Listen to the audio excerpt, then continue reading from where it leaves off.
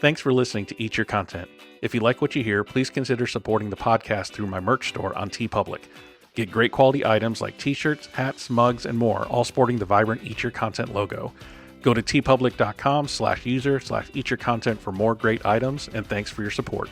Hey everyone, thanks for tuning in to the Eat Your Content podcast, your home for all things food and pop culture. I'm your host, Rich Herrera. Today's episode is a replay of episode 26. I interviewed food safety advocate and attorney Bill Marler, who was featured on the Netflix documentary Poison, The Dirty Truth About Your Food. Bill Marler and the team behind Poison recently won a News and Documentary Emmy Award for Outstanding Current Affairs Documentary, and thought it would be a good time to share this interview with you all again. So congrats to Bill Marler and the entire team for their great work on this documentary. Make sure to like, follow, and subscribe to Eat Your Content to be notified of when new episodes drop. Enjoy. We have by far the safest food supply in the entire world. The safest food supply in the world. Let's remember one thing. We have the safest food supply in the world right here in the U.S. It's laughable. We don't have the safest food system in the world.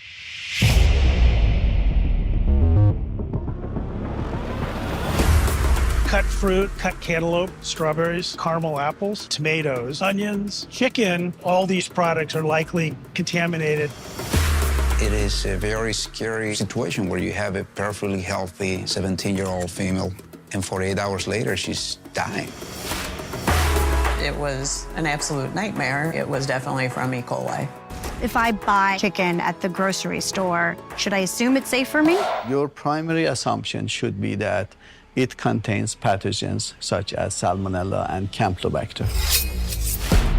There are 15 federal agencies that in one form or another are tasked with food safety regulation. Food companies hate regulation. They don't think of it as food. It becomes a commodity. Profit is more important than ethics. Consumers would really be shocked at some of the stories that we could tell them. Right now, the government is not doing enough to protect consumers. Regulators have the ability to set the tone that encourages industry to do the right thing. The burden shouldn't be with consumers. It's not acceptable. If the public makes their voices heard, legislator will act. I ate a salad and now I have long-term health effects from it.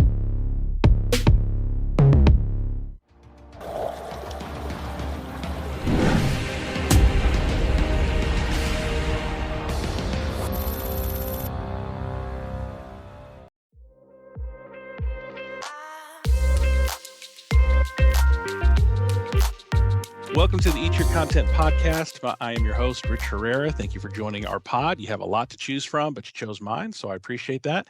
Just a real quick reminder to follow us on socials at Eat Your Content and at Rich Herrera on Instagram, TikTok, and Facebook.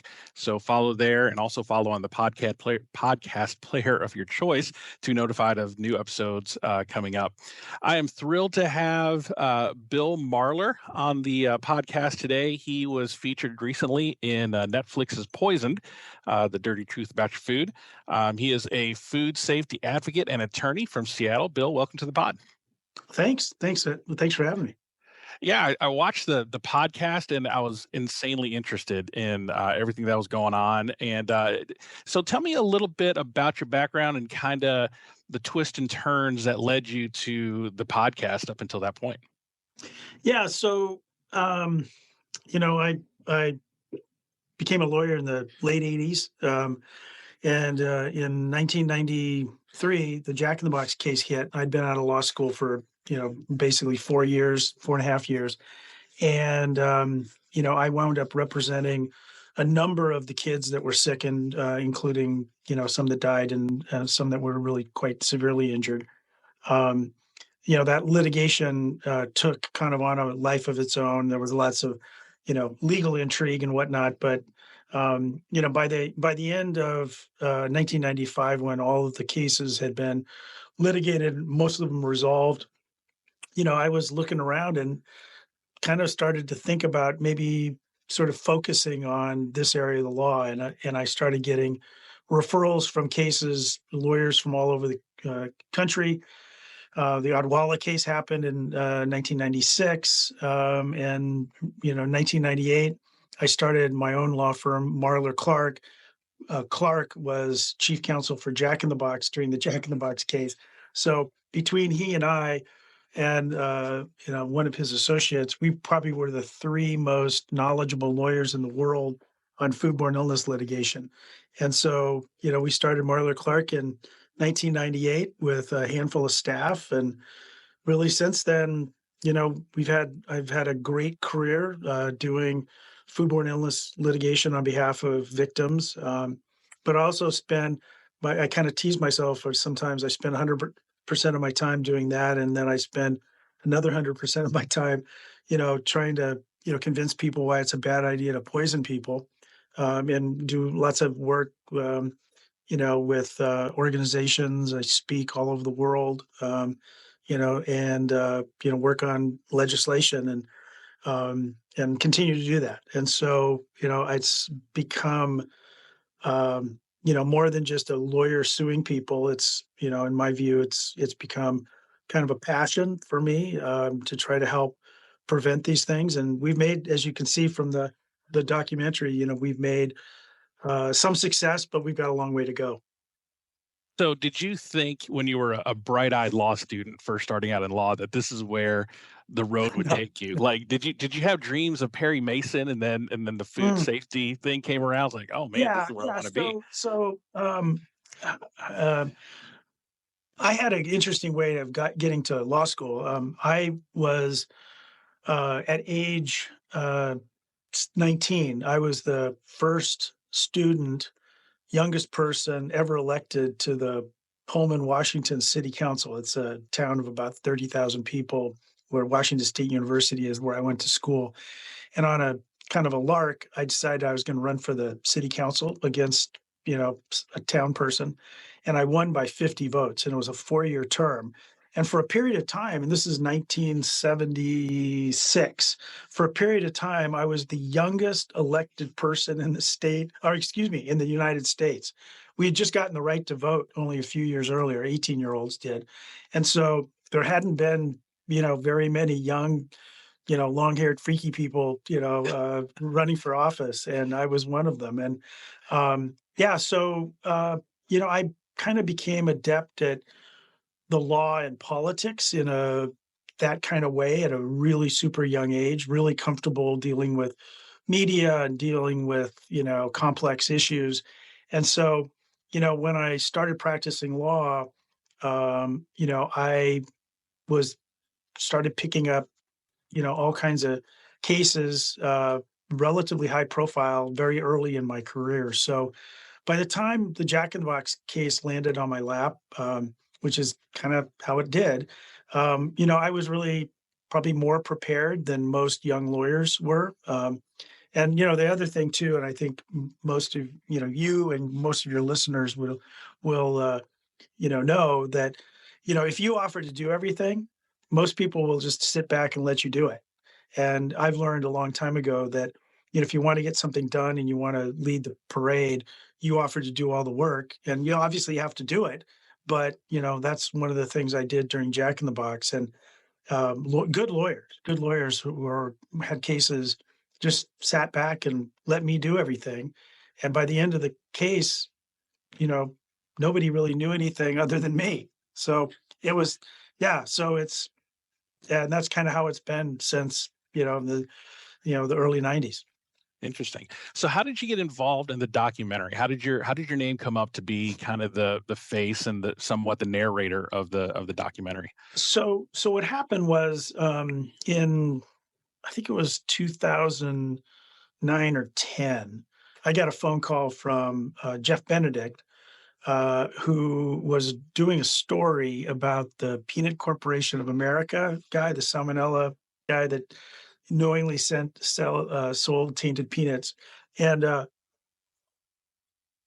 so I was talking to him on the phone, and he had just interviewed Stuart Parnell, and I was in the middle of suing him. In fact, and I don't mean this in any sort of joking way at all, but I was driving him into bankruptcy, and then eventually turned over much of my discovery to the U.S. Attorney's Office, who then prosecuted him criminally, and he's now in prison. But Jeff had interviewed the guy, and the guy had given Jeff, his spin on the story, specifically that I was some evil ambulance chasing guy in Seattle, ruining his life, and so when Jeff called me, I won't say he was, I think he was just like a lot of people are. People are suspect of lawyers, which probably not a bad thing, but and so Jeff was like really kind of asking questions, and and I've dealt with the media for years by then, and I was just like, talking to him, and then finally at the end of it, he goes, "How did you ever get into this?" And I was like, "Well, blah blah blah blah blah," and Jack in the Box, and he was like, "Gosh, yeah, has anybody ever written a book about this?" And I was like, "Yeah, people talk about it all the time, and maybe someday I will." And that was the last I heard of him. And so for about another month, he calls me back and he goes, "I'm going to write a book about, the Jack in the Box case." And I'm like, "Yeah, right. Well, whatever." And so then he came out to Seattle and we spent a couple of days together, just like talking about it. And then he started writing it and started interviewing, former CEO of Jack in the Box and, victims and the other lawyers and, the whole thing. And so he started this story, and the book was poisoned, that he actually couldn't get anybody to publish. And so he self-published it. And it became kind of a weird cult classic book in like law schools. We're using it to teach ethics, which was interesting. Wow. And then it became kind of a sleeper book, at food safety conferences, and so it kind of slowly over the course of years became kind of essentially a bestseller slowly. And, now it's sold, tens of thousands of copies. It's been republished a couple of times. And then making this long story longer, but probably in 2015, 2016, I got a call from a friend of mine, James Marsden, who's a really well-respected food safety guy. And his son is an actor, James Marsden, and has been quite successful. Apparently he was home and visiting the family in Kansas and picked up the book Poison and was reading it and was like, "Oh shit, I'm going to do this movie. I'm going to turn this into a movie. I'm going to play Bill Marler." And I was like, so I actually met with him in Hollywood, and a great guy. And the good thing is he's really good looking. So I thought, shit, that'd be the perfect. I was worried that they like have Danny DeVito play me or something. Anyway, that kind of went along for a while, and then it sort of petered out. And then just before COVID, maybe 6 months before COVID hit, Jeff called me and goes, "You won't believe this, but Netflix has contacted me. They've got a producer, a director. They want to do Poison." And that's what happened. And so essentially, and I think it turned out the right way. The first, I don't know what quarter of it is about the Jack in the Box case, but doesn't really follow the book per se. But what it does do is sort of follow 30 years of foodborne illness litigation. But they bring in, people from industry and government and, victims and I sort of, I guess, wind up being kind of the through line between the whole thing, just simply because, not because I think, there's so many other people in this movie who I think really had great stuff to say. And I think, maybe there were some people we should have had in there that, didn't get in there.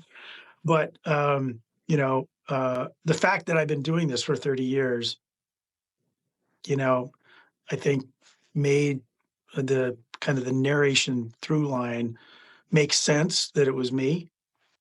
But, I didn't have any control. This is the crazy thing is people go, "Oh, Bill, you funded it and you manipulated all this." And I was like, to be honest with you, just like my interview here with you, I trust what I do, and I trust my knowledge, and I trust my ethics, and I trust that, that the right thing will happen if you do the right thing. And so I was completely open and honest and transparent with the folks. And, but I had no idea how it was going to turn out until it was over. So, well, I mean, it was really very, very great, and just very thought provoking, which got my interest up in wanting to interview for my podcast. And you mentioned the potential of a movie. I think a movie would be great. I mean, Eric Brockovich did a movie, and I thought it was very entertaining. So, maybe we may have to revisit that. Yeah, no, as long as a guy like James Marsden does it, I'm all good. But that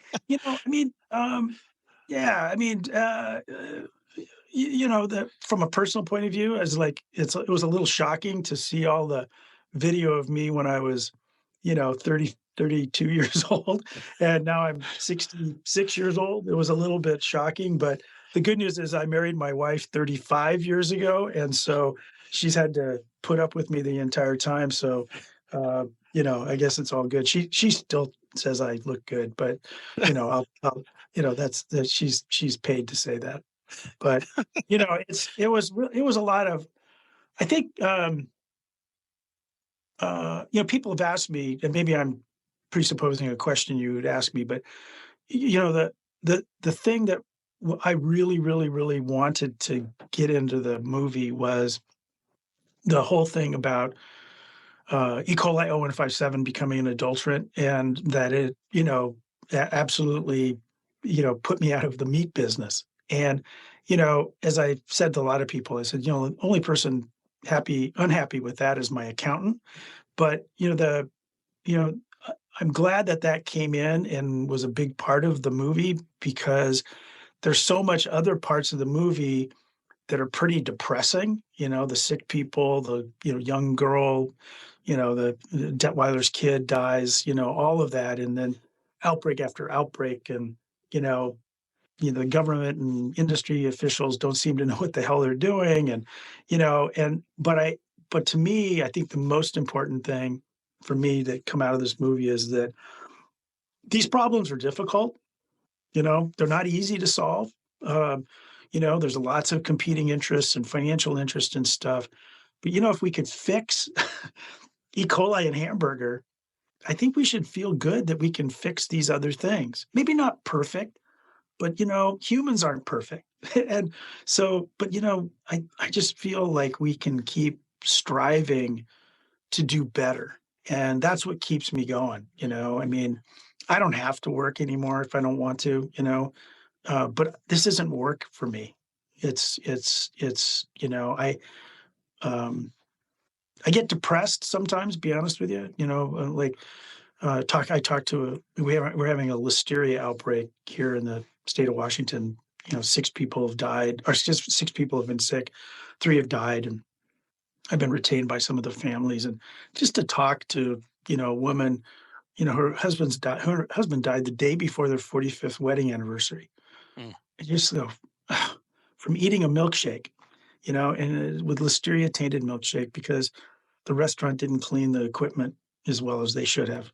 And my 35th wedding anniversary is Saturday, and I cannot imagine living my life without my spouse, and to have it randomly happen by a milkshake is, I think that's what, should, I think that's what should people in our business, in the food business, need to pay attention to. They can't be depressed about it, but they need to have that in the back of their minds that, what we do, what they do is so incredibly important. So anyway.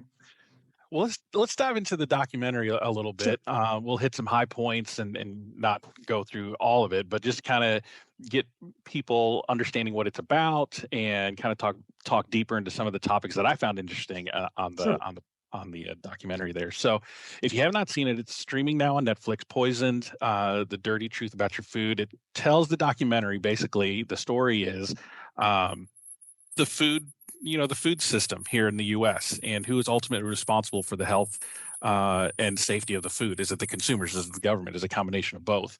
And that story is told through some harrowing stories. So we talked a little bit about, the documentary opens up with the repeated mantra of the U.S. has the safest food system in the world. It kind of ironically played over and over again at the beginning there. So there are issues with our food supply here in the U.S. certainly. In reality, how does our food supply compare to other developed countries? Is it on a scale? Is it better, worse? I mean, is it really the safest food system in the world, or is that just a billboard saying?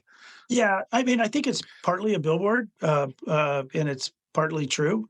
And I think that one of the things, the U.S. is way more accurate at counting people that get sick than they do, around the world. I've spoken all over the world on food safety topics, and most countries just sort of use our CDC numbers of attributions of food and illnesses, extrapolate to their populations. They just don't do, many countries just don't do the kind of deep dives that we do. Give an example. I'm consulting on a E. coli outbreak in France that's linked to Nestle pizzas. And it's likely the dough was contaminated, the flour was contaminated. There were 62 HUS cases. They don't monitor non-HUS cases. 62 HUS cases. We had 70 HUS cases in the Jack in the Box outbreak. That tells me that this French outbreak was probably several hundred people sick, and probably 250 of them hospitalized. So, but they don't count those numbers. I think there are things that other countries do a bit better when it comes to dealing with salmonella. But you see, the import chains that, coming from, Africa or South America, Europe has the same issues. They're just not as big and as necessarily as publicized. I have a case printing in South Africa right now where I'm helping consult on a case of 1,000 people got listeria, 200 died from eating polony. So I don't think that, saying that we have the safest food supply in the world is enough. We just need to, sort of put our money where our mouth is, and need to drive these numbers down, which we have the technology. We can do this. So. Yeah, so let's talk a little bit about the opening case in the documentary. You talked a little bit about it with the Jack in the Box case. That was the case that sent you off on your hero's journey, so to speak. The part that got me was they sent 4 million pages of documents. And I've seen enough law dramas to know what that's about. They're trying to bury you in paperwork. And did you really read through 4 million pages? Well, it was 1 million. So 4 million would have been even a bigger channel. Or a million, right? Correct. But that's not,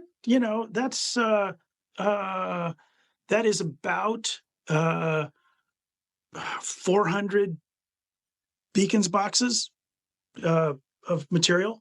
And, I didn't do it all by myself, but I did it with a team of people, not very many, 4. And we just took over, a kind of a conference. Well, it wasn't even a conference room. It was more like a warehouse with a big table. And we just decided we were going to power through every single one of those documents. And, after a while, they started to make sense. Once you look at documents enough, they start to make sense, and you're kind of collating them down, and you're trying to figure out really which box goes which document and things like that. And eventually we started finding things that were just like, it was like, really, they knew that. And so and then that prompted depositions, subpoenas, and pretty quickly, I think it was probably by October-ish 1994, I had sort of finally put it all together. So it took a good, year and 3 or 4 months. And the crux of the Jack in the Box case was essentially the cooking temp, where Washington State had a higher standard than the federal regulations of cooking meat, ground beef, to an internal temperature of 155. Correct. And Jack in the Box knew that, but disregarded it because they said the beef would be tougher or something like that. And as a result, this happened. So that So in this one, would you, contrary to the Georgia PCA one, where Right. that dude was a jerk, was Right. this more negligence and willful negligence versus? You're right. This was not criminal. I mean, in the sense of knowingly shipping salmonella tainted peanut butter, but under the civil rules of products liability law, and a hamburger is a product just like a SUV is a product. There and has component parts, and one of the component parts was hamburger that was supposed to be cooked to 155 to kill E. coli 0157. That's really no different than putting a faulty gas tank in an automobile. The automobile manufacturer is still responsible for if the car blows up. And so it's the same thing. Yeah, I mean, they could have a couple things. One, had E. coli 0157 been an adulterant, that the product never would have had E. coli in it. So, and the meat was highly contaminated. So that was a problem. But in 1992, 1993, you knowingly could manufacture E. coli contaminated hamburger and sell it to consumers. You knowingly could do that.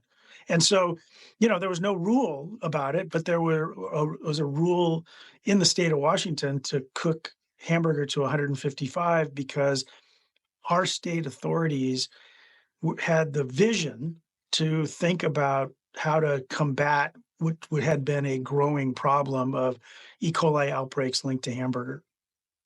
Yeah, and I think the part that infuriated me the most was not the Jack in the Box case in and of itself, but kind of what outgrew from that, where the larger state or federal investigation kind of got involved, and the USDA at the time looked at these parents in the eye and said, "Look, basically, it's your fault. You didn't.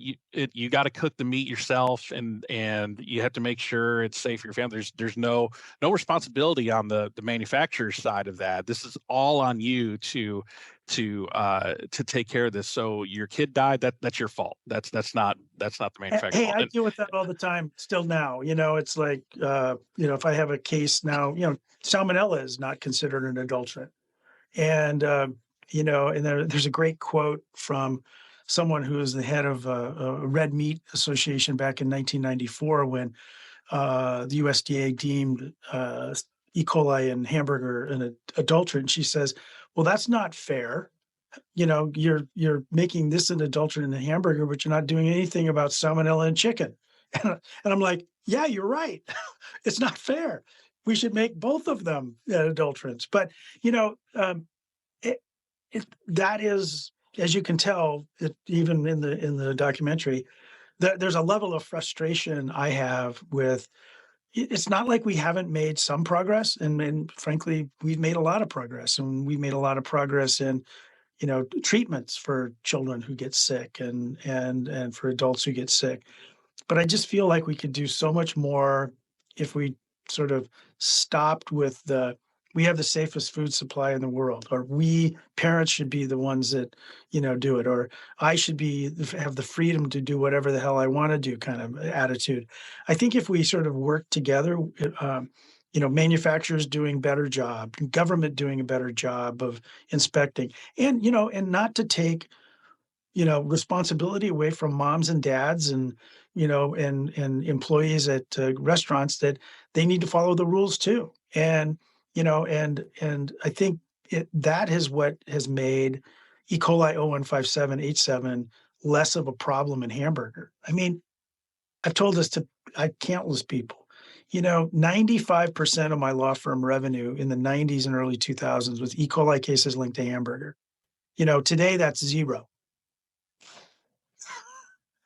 That's crazy. Yeah, like you were saying earlier, that's bad for your accountant, but that's good for us. Mm-hmm. And that is one of the success stories of the Jack in the Box case, was the almost complete elimination of E. coli from ground beef. And we mentioned salmonella and chicken, and you mentioned that in the documentary. It's the same exact thing, different bacteria, different animal. But why is it so much more difficult today to do what Mike Taylor did in the 90s about E. coli and ground beef? Why is it so difficult today to name salmonella as a a banned substance. Yeah, I mean, the the poultry lobby is very strong. There's this undercurrent of still within the USDA that it's the consumer's responsibility. It's not the meat industry's responsibility. There's also one of the things that I think probably came out in the documentary really well is that there's so much disjointed government regulation that we have really no authority to go to like egg producers to work with them to rid them of salmonella. So then the eggs get contaminated with salmonella, then the chicken becomes contaminated with salmonella, but the USDA has no authority over chicken farms. Their authority only starts when they're in the slaughterhouse and when they're being slaughtered. And by then it's too damn late. It's late. Right. And so, we need it's a cliche word, holistic, but we need really a holistic look at our food supply, as it relates to salmonella, from beginning to end. Europe does that, and if Bill Marler had a magic wand, I would be looking at salmonella in chicken, just like the way we look at bird flu in chicken. If there's a flock of animals sick with bird flu, what do? We go in, eradicate the flock. I think if you do the same thing with salmonella, over time, you're going to lessen the load of salmonella that's in these flocks that get to slaughter facilities. It's sort of the same idea about why are we still having E. coli outbreaks linked to leafy greens? Look at the video. It doesn't take a rocket scientist to go, wait a second, we're growing this product outside. It's a risk. Doesn't have a kill step anyway. Why are we growing it so close to cattle feedlots? But yet again, the U.S. government has chosen not to take control over those environmental issues. Hey, you and I, if we got to make this decision, we would, deal with these flocks, we would deal with these cattle feedlots, and we would see a significant decrease in the number of foodborne pathogens in food. That's what I was wondering on the documentary where they grow the leafy greens so close to these feedlots. I'm like, why are we doing that? I don't understand the logistics behind that. If we know that this causes this, then why do we continue to put cows so close to leafy greens? I'll tell you exactly why. So the cattle feedlots were there and they had been there for long time. When leafy greens started to become more popular as a health, as we tried to become more healthy, and as people started wanting more and more leafy greens, you needed more land to grow, and so you keep moving them closer and closer to higher risk areas, and then when you combine that with also trying to do value added products like wash it and chop it and we put it in a bag. So the only thing you have to do is open it up and pour it in a bowl. When you start doing all that and you're moving them closer to cattle feedlots, you're creating your own worst nightmare. And so it's really, there was no person, no people, no nothing thinking about what was going to happen to, when we started having so much convenience. I'll give you an example. In the 2005 spinach outbreak, E. coli spinach outbreak, 205 people sick, 5 dead. That product was all on one 20-acre farm, cut on the same day. There had been wild pig intrusions into that field. They didn't poop on every single leaf, and had the spinach been, harvested the old-fashioned way in bunches, there probably wouldn't have been an outbreak at all. But you harvested it all on the same day. It went into the same facility. It was triple washed, chopped, bagged. It was shipped all over the United States. But most of the illnesses occurred in Michigan, Minnesota, and Ohio. Why? Well, they spend a couple, 2 or 3 days traveling across the United States in trucks. So, the bacteria got to grow a little bit in these bags. And they got to a point where the infectious dose was enough to make people sick and kill them. Wow.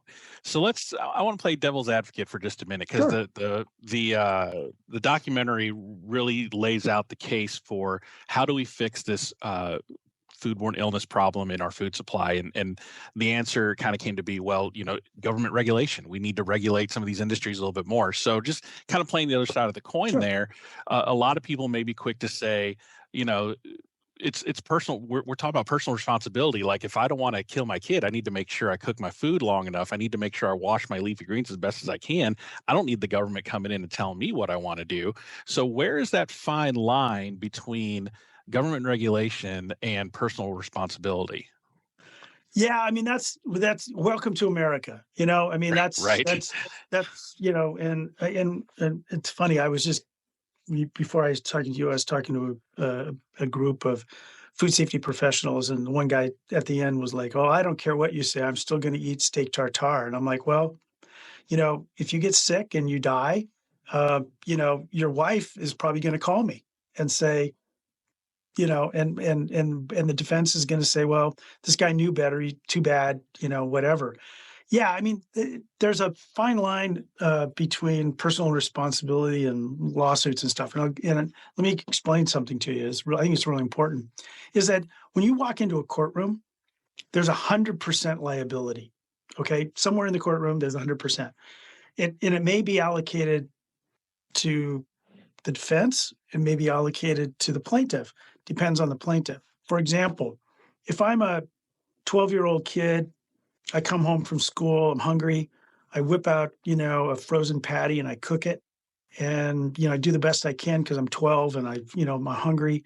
And I wind up sickening myself with E. coli 0157, H7, because I, mishandled it, or I held on to the frozen patty when I put it and then I licked my hands not knowingly, and I get sick and I have acute kidney failure. Is a jury going to say, it's that 12-year-old's kid, that's all his fault? No, they're not going to do that. But same fact, if I did it, people would laugh, and they wouldn't give me any money. And that's the way the system is designed to work. There's levels of fairness. But putting all that aside, if there is a way to solve the problem so you don't have to make those kind of personal well, I'm going to be fair to this guy and not to this guy. If you can say you can't have E. coli, you can't have cattle shit in hamburger, you can't have, you can't have chicken shit on chicken. And, the technology exists to fix those problems. We can test products better. We can, make sure that cattle feedlots are 2 miles away versus across the street. I mean, there are things that we can do because ultimately we all have to pay for the burden of these people getting sick and die. We pay it through insurance premiums. We pay it through, they don't have insurance, we pay it through our tax dollars. So we're in this together. We always like to kind of be the cowboy on the range and, the guy living in the woods, but that's not how it really works. We're all in this together and we all should care for each other and take care of each other. Not fully on nanny state kind of thing. And I get that. But I think where we're talking about are, fixing problems that solve problems. And think about it from the hamburger industry. They didn't want E. coli as an adulterant. They said, oh, the world would fall apart. The Chicken Little is going to have this whole big problem. And the fact of the matter is that it was a blip on the screen financially to them, and they're making tons of money and they're selling tons of product and people are eating hamburger all the time. So, regulation can actually wind up benefiting the industry. They just don't like to be told what to do. Yeah, I mean, what a novel thought. If I create some products that, don't inherently kill my customers, then, I might make some more money and not having to pay out on lawsuits. So it's crazy. So anyway, I think we can do, I hear what you're saying, and I absolutely respect, and I respect that you're doing it as a devil's advocate too. But, I think that's why I think that there's still a place to educate people about food safety, and I think we do a really bad job of that. I mean, I still go out to dinner with friends and, somebody orders a hamburger and they want it, medium rare. And I'm like, you're an idiot. You're an idiot. Oh, yeah, I should be able to do what I want. And I'm like, oh, jeez.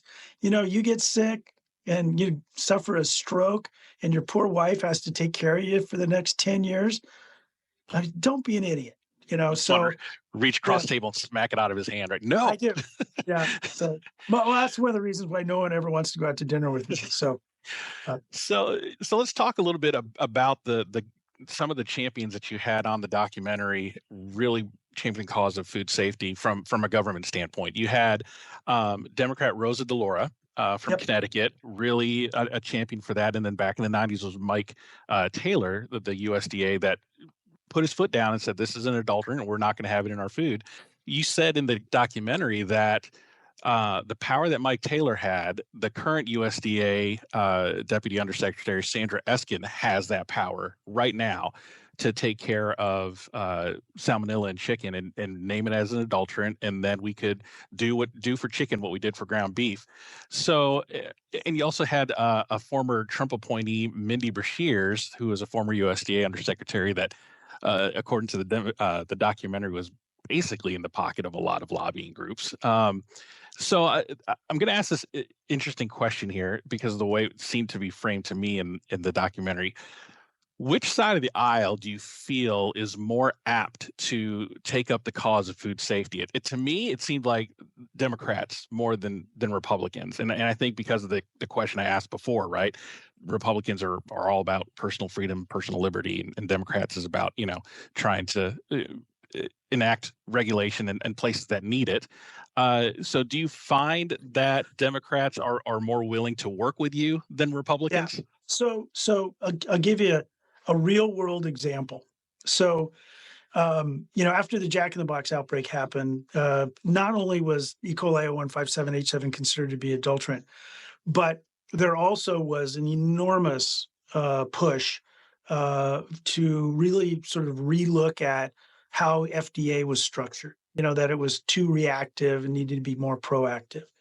And, so there are many of the things that eventually wound up in the Food Safety Modernization Act were actually discussed with senators and Congress members in 1994, 1995.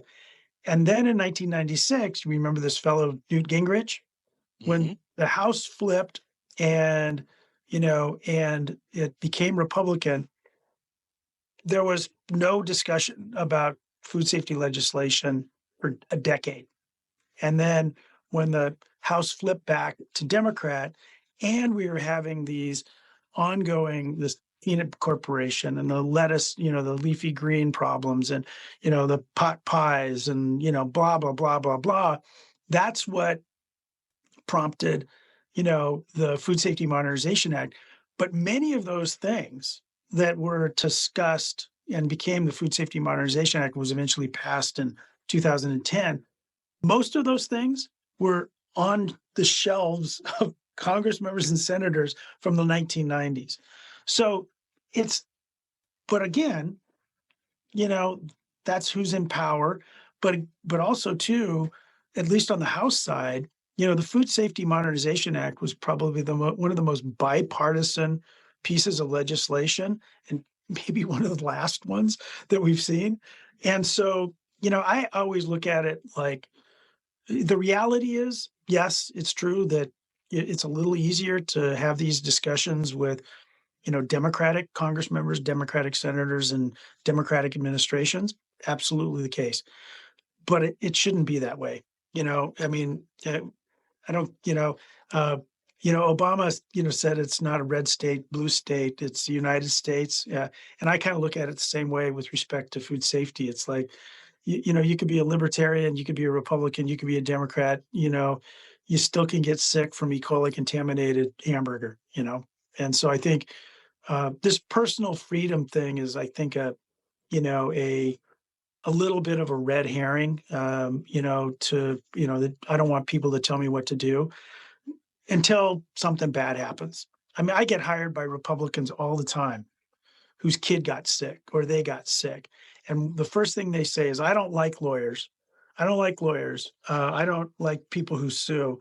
But this is different. This is different because this happened to me and I got really sick. And I want to take every penny from them you can get. And,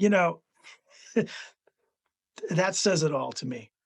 It's not a problem till it happens to me, right? Yeah. That's Yeah. kind of the attitude. That's Yeah. a shame. That's a shame. I'll be It's honest with you. I think, I mean, but the thing is that, again, I know that the documentary people were freaked out, like, I'm never eating this or I'm never eating that. And I get that. But, part of it is you're trying to shake people out of their complacency. But all of these problems are, not completely soluble, but, are there E. coli cases linked to hamburger? Probably there are. Do they happen very often now? No, but I wouldn't go out and eat a rare hamburger either. It can get, 0157 and salmonella or Campylobacter can get through the system. It's less likely today than it was 30 years ago. But, I still think there's more to do. People should not feel like it's a worthless endeavor. Food safety professionals around the world are trying to do the right thing. They're trying to, educate. But I think there's some things that are, in my view, kind of simple to do. We just have to find the political will to get them done. Speaking of that political will, one thing that frustrated me to no end was watching the interview between Sandra Eskin and Frank Giannis. I think the amount of spin that they were doing was dizzying, just dizzying. And the amount of not my problem that I heard coming out of them, more from Sandra. I think Frank just kind of sat there most of the time. But just the amount of spin and the amount of, this isn't my problem is insane. I didn't understand. Like, when we talk about Mike Taylor, he made a decisive decision. He took action, and through the Clinton administration got it done. And then we're sitting here watching Sandra Eskin have that same power and just be like, I don't know. Yeah, I mean, Sandy and Frank I've known for a long, long time, and prior to this documentary, I would probably count them as my friends. Maybe not so much. You had no Christmas card this year. Yeah, no Christmas card this year. But they're in their prior roles, and frankly, I think Frank has moved the needle a lot before he left FDA. I think, his work towards implementing more transparency at FDA. I think, he's done a lot of work, and there's lots of things that the public probably doesn't recognize. And Sandy was a star when her work at Pew, and but for the work that Pew did and the financial support that they gave, the Food Safety Modernization Act would not have passed. And but I think especially someone who sits in a position at USDA, that organization is primarily, its goal driven is to promote U.S. agriculture. And FSIS is like the proverbial red-haired stepchild, and it's kind of like a weird place to have a food safety organization, and it's sort of the same problem with, food over at the FDA. I mean, the FDA is mostly interested, and things that they should be is like drugs. I get it, but food is kind of a second kind of tiered problem at the FDA, and so.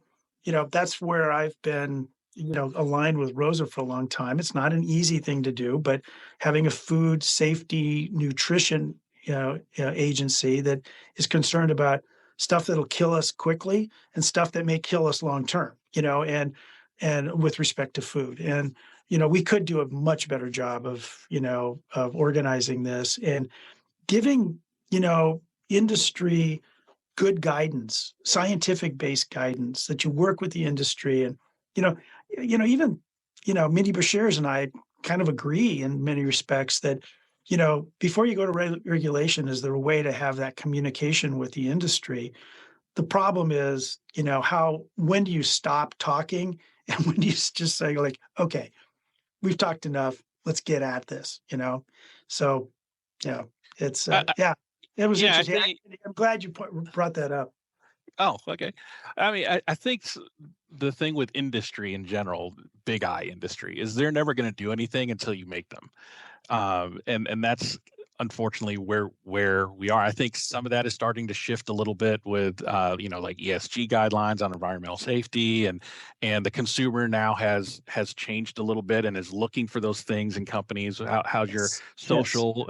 What's your social philosophy? So again, it's the dollar that's talking, but for most of these things, it's unless you tell us to do it, I'm not going to do it. So speaking of those kind of gaps in government regulation, you have these private companies like the LGMAs of the world and the Tim Yorks of the world kind of stepping in and saying, "Don't police us, we'll police ourselves." So what you were fairly kind in the documentary, but what's your real thoughts on those private organizations like LGMA? Because nice guy Tim York, I'm sure, away from whatever he does for a living, but did not look great in the documentary. Yeah. So I think sometimes the best thing that these quasi private industry, quasi governmental entities can do is to try to pick off the low hanging fruit of how to try to fix things, and then get to a point where it's clear that we've come to the time where it's still not working, and it becomes clear that you've got to get a broader based regulatory model that treats everybody or most people relatively the same. And in some respects, I think the work of the LGMA has kind of proved that point. The fact of the matter is like, think about this. The government of Canada refuses to allow California romaine lettuce to come into Canada this fall. Wow. And that's embarrassing. That's embarrassing. Yeah. And they require that it say where it comes from. So consumers, and so consumers know. And that has to, and they have to, the only way they allow it in is if they test it. And the testing regime is really pretty rigorous. I mean, when you get back, we have the safest food supply in the world. Well, guess what? We've been poisoning Canadians with our leafy greens for about a decade. And they're just like, okay, thanks, guys. We've had enough. And, to me, I look at it and go, why does that make any sense? Why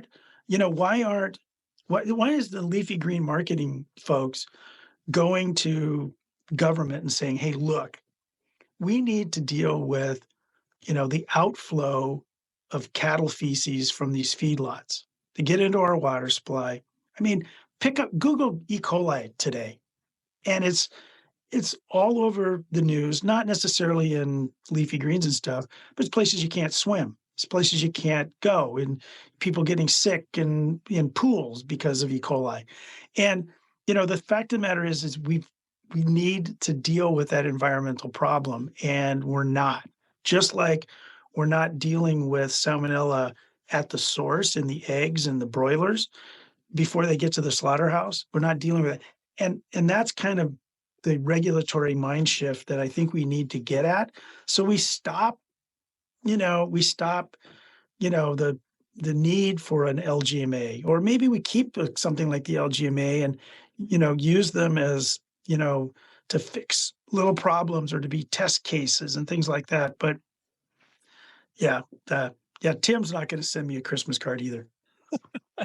So I want to talk about somebody that really pissed me off watching this documentary, Stuart Parnell and the PCA. This was the most infuriating thing that I have ever seen, that this guy, and this is different from Jack in the Box. Jack in the Box was just negligent.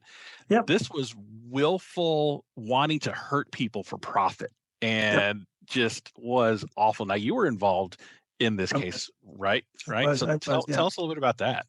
So there was an outbreak. There was several hundred people sick. 9 people died. I represented a lot of the people who got sick and many of the people who died. And we sued and bankrupted Stuart Parnell. And during discovery, we had learned a lot. And then also the FBI came in about the same time we were there, and collected a bunch of emails that showed that big suppliers, Kellogg being one, that make the little crackers that last for 1,000 years in vending machines. They had certificates of, the required certificates of analysis that product lot be tested for salmonella. And what was happening was the lots kept coming back positive for salmonella. So then Stewart said, hey, let's send out, 5 samples from the same lot to 5 different labs. And sometimes they'd come back negative, and he'd use those negative tests, even though other tests from the same lot came back positive.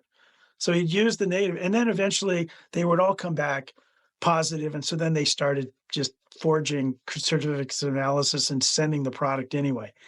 And, it really became a situation where the positive tests, instead of dealing with why they were positive, the positive tests became a reason that he needed to come up with a strategy to get around that. And eventually it was like, just ship it. And I mean, that's awful. Just some real evil villain mustache twirling stuff. Yeah, it's crazy. And, and I remember for the longest time, I would get nasty letters and phone calls from Parnell family members, basically blaming me for his downfall. And, again, it's, I'm sure Stewart probably is in that camp where, it should be the responsibility of other people, but I'm not going to take responsibility for what I did. So yeah, it was really sad. And, and some really kind, nice people got quite sick and died, and, all from eating peanut butter. I always remember there's one guy, and actually, they had some video testimony of the son testifying about his dad, a triple Purple Heart, either a double or a triple Purple Heart winner from Korea.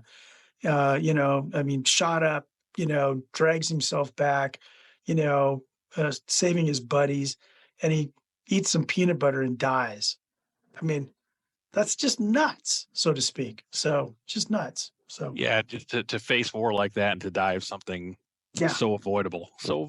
And all the effort that he took to covering it up could have been used to find out what was going on and would have had different results. But he spent so much time and energy and money covering it up.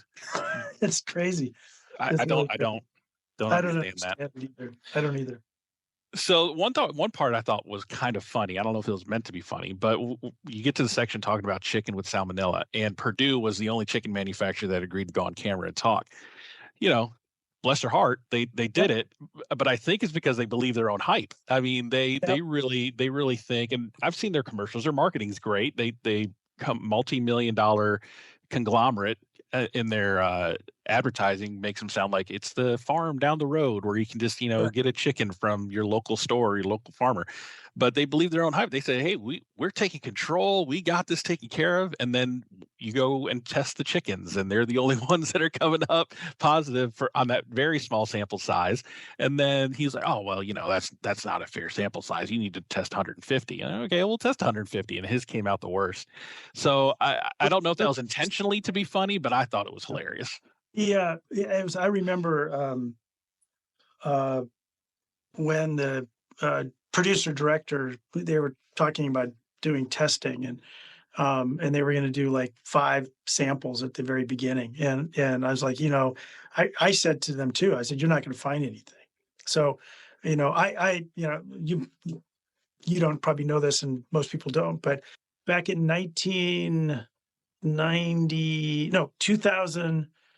2008, I spent $500,000 testing hamburger across the United States to see if it contained other Shiga toxin producing E. coli's.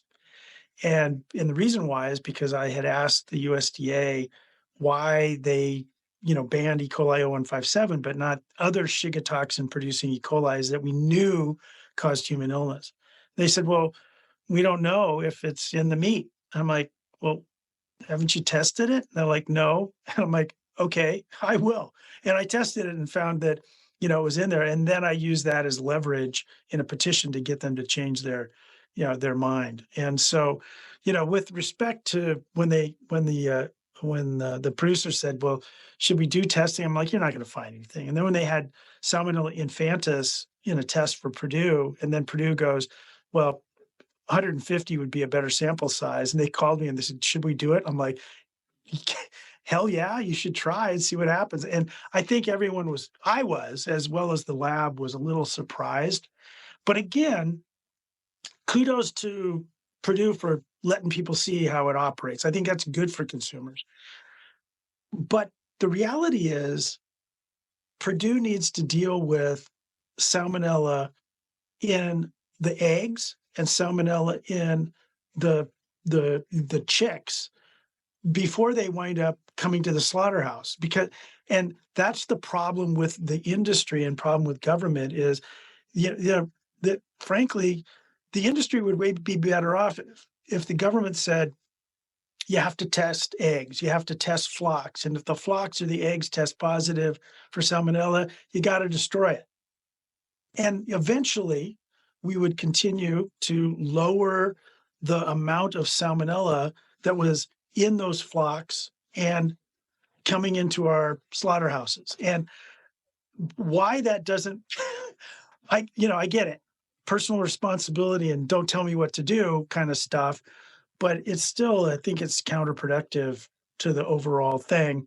But the one thing, and this is really important, I wanted to say is that, most foodborne illness outbreaks are never figured out. Of the 1.4 million salmonella cases every year, maybe 10,000 of those ever figure out that's what made me sick. So the public doesn't have that sense of attribution. Oh, that's what made me sick. I'm going to call my congresswoman. Most of the time they're like, my kid got sick with salmonella. I have no idea what made them sick. And so that's what makes it, the government kind of knows because they do all kinds of testing and they know what chickens test positive and how that impacts humans, but they don't tell the humans that kind of thing. But, part of the reason why consumers aren't beating the doors down to get change is that they don't have enough information. So yeah. So I want to ask you something that had nothing to do with the documentary, but just out of my own curiosity. So we're starting to see like a rise in lab-grown meat, like Beyond Meat, Impossible Foods, things like that. From a food safety perspective, what things should consumers be on the lookout in that aspect? Because now you're not talking about ground beef, quote unquote. Do you still cook it to 155? We're talking about lab grown meat now. So what should we be on the lookout there? So I think the things that you're going to have to be, paying attention to is you may be able to not have to be so concerned about, fecal problems like Salmonella, Campylobacter, E. coli. What I would be worried about is like Listeria. Listeria is an environmental pathogen. It loves cool, wet environments. I got to think I've never been to a place where they grow lab beef, but my guess is that it's a cool, wet environment. And, but Listeria gets into cracks and crevices and, those products become contaminated, and so I think that's one of the big risks. Same thing with, hydroponic, grown leafy greens. Is it safer to grow them indoors than outdoors across the street from a CAFO? Probably, but it doesn't mean that, you can like ignore science, because the seeds can be contaminated. The seeds are raw agricultural products. The water can become contaminated. So there's different ways that, you try to solve a problem and try to then convince people that you've solved the problem and you've just made the problem, it's just different. And so, these bugs are good at doing what they do. I mean, their job is to make as many of us sick as possible. So we're delivering diarrhea and vomit as far as we can. So we make other people sick because that's what bugs want us to do, and try not to kill as many people as they can. They don't want to kill people. They want us to survive and, make other people sick. So, I think sometimes when you fix something or you think you're fixing something, you're just shifting the problem to something else. And I know that I don't mean to make that sound like, oh my God, then we're never going to solve these problems. But I think it just requires humans to think ahead of like when they're going to make a change, how that's going to impact, everything else. So I got to tell you, Bill, this has been very depressing. Give me a glimmer of hope. I got a bag of spinach in my fridge, and I got chicken defrosting in the fridge for dinner tonight. How can I not die for dinner tonight? Give me a glimmer of hope here. So yeah, I mean, cook the spinach. I love cooked spinach with a little lemon. It'll be great. And then, just cook your chicken to an internal temperature of 165 and you're good to go. And just be careful. Just be careful how you handle it. So, I mean, to me, one of the best scenes in the whole movie was that the scene of the mom and the little kid in the kitchen and, that I think is that is true. I bring these packages into my house. It's really hard not to contaminate things. I'm going to open that package and I'm immediately going to put that plastic into the trash. I'm going to use my foot. And then I'm going to take the chicken, I'm going to immediately put it into, hot oil and start frying it. And then I'm going to throw away the rest of that package. But this time I touch the top of the trash can, right? And then I go to wash my hand, I turn on the faucet. I've just contaminated the faucet. I pump the soap, I've just contaminated the soap. I'm gonna wash my hands really well, and then I'm gonna rinse my hands, and I'm gonna shut off the faucet, and I've just recontaminated my hand, and I'm gonna go make a salad. As careful as I am, those bacteria get around. That's how things happen, and that's why sometimes you can't attribute illnesses to the food that, failing to cook it. I mean, think how complex that issue was, Yeah. That scene was very interesting. That was really well done. And I got to thinking about, when I work in the kitchen and I'm cooking dinner for tonight, for instance, I'm like, oh gosh, I got to be like really more self-conscious of what's going on.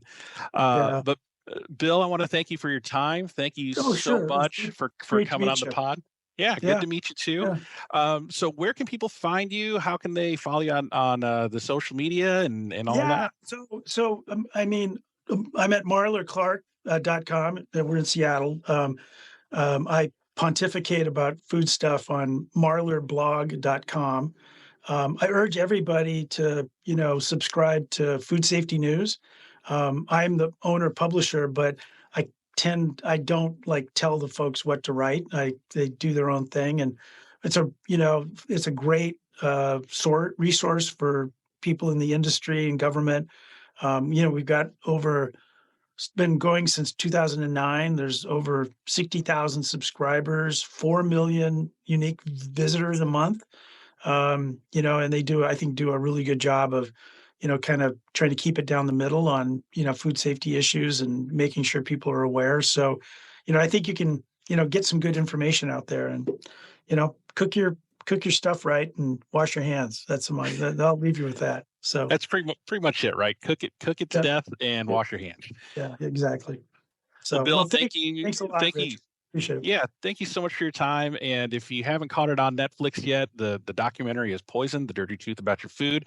It was a top 10, I think, when it first came out, right? Yeah. Yeah, it was top 10 for a couple weeks. And, it was like I was having friends from, Europe and Africa saying it's like, you're the number one documentary in South Africa, or you're number one documentary in Romania. And I'm like, oh my God, that's crazy. But I think that it's died down a little bit. I think, the appetite for ruining your appetite, probably is waxed and waned a bit.